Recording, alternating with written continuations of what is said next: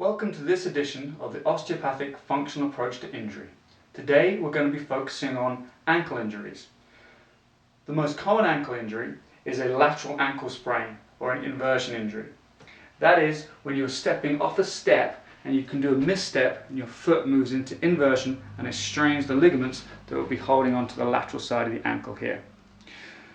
I just want to orient you quickly to the anatomy of the foot. This bone here is the tibia, the fibula. They sit on something called the talus. Underneath the talus is the heel bone, also called the calcaneus.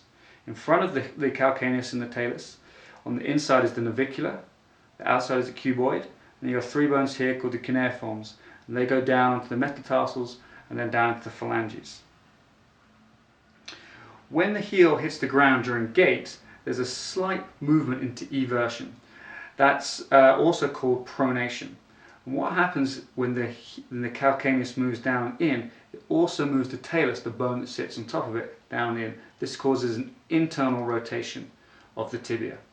The opposite of that happens on toe off. There is a mechanism in the body called the Windlass Mechanism. So when the big toe starts to flex, it pulls on the fascia on the bottom of the foot and brings the calcaneus back round and moves the talus into external rotation and also moves the tibia into external rotation. So I've just written that up on the board for you here.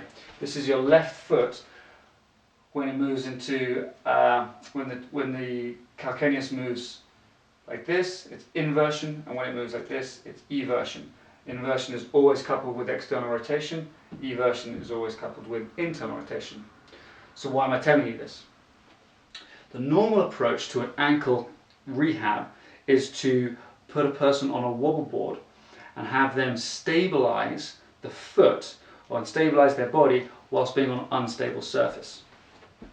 We now know that during gait we have this inversion eversion going on, internal external rotation of the tibia, and that's also during running as well.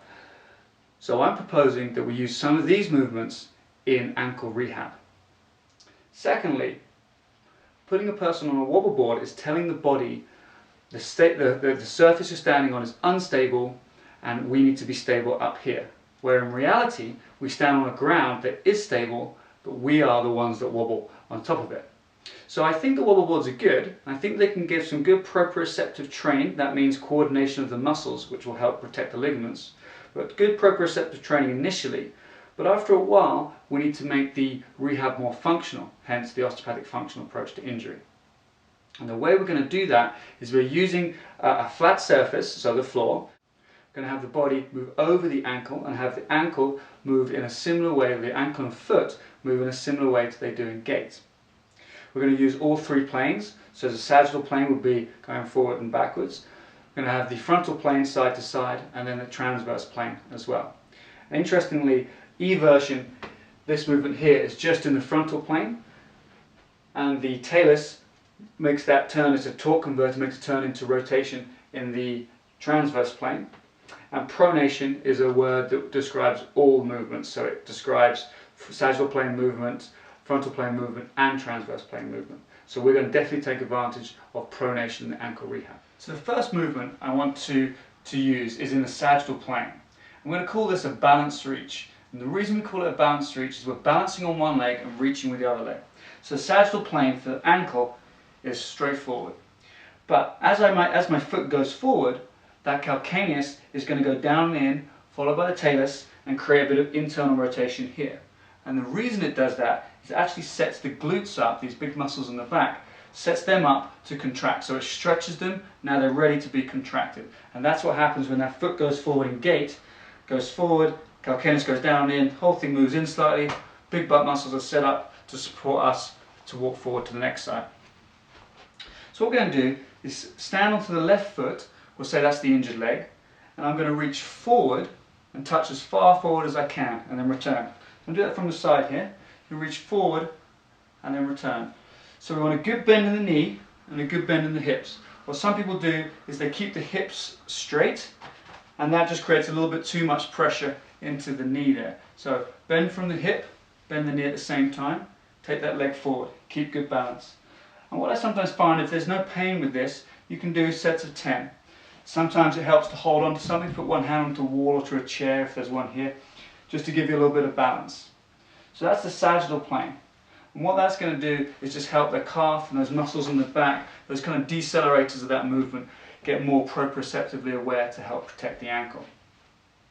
Next plane is going to be the frontal plane, and that's out to the side.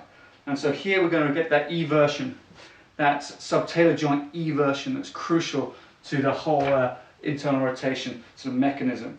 And we're just going to go out to the side. Again, I'm bending from the hips, I'm bending my knee, taking my foot out to the side, balance reach.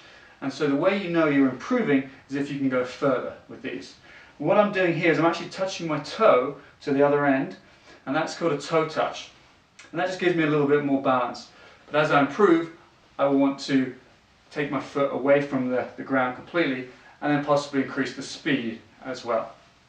So start slowly, start with a toe touch, start close to the body, and then move away, take away the toe touch, and then bring the speed in as well. And the third movement is going to be the transverse plane movement. I want to do that out to the side this way because that's going to really encourage the eversion as well. So I start here and I just move out, and I go sort of, if this is 0 degrees, 90 degrees, I go 135 degrees this way. Or you can look at it as 0 degrees this way, 45 degrees this way. So I'm heading around this way. I'm really opening my hips up, letting that foot go down and in, letting those muscles control my ankle. And also you can go straight back. That's the sagittal plane again. And I can move into internal rotation this way. Or sorry, external rotation this way. Just a little bend. Okay, so as I mentioned, the body when walking and running is going over a fixed surface. And we are the bit, this is the bit that's actually moving. And so the muscles in the leg, hip and down at the ankle have to control this movement. So we can make this just a little bit more challenging for the body.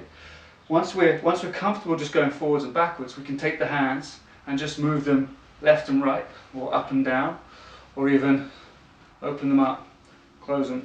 You can put a weight in one hand, a weight in two hands, you can put an elastic band, whatever you want to give yourself just a different stimulus. But as long as the foot is fixed and the body is being challenged above, those muscles are going to work really hard to control the ankle and help protect the ankle, especially that lateral ligament, those lateral ligaments on the side here, which can be strained and stretched into a lateral ligament injury. As always, feel free to email us with any questions. Take care.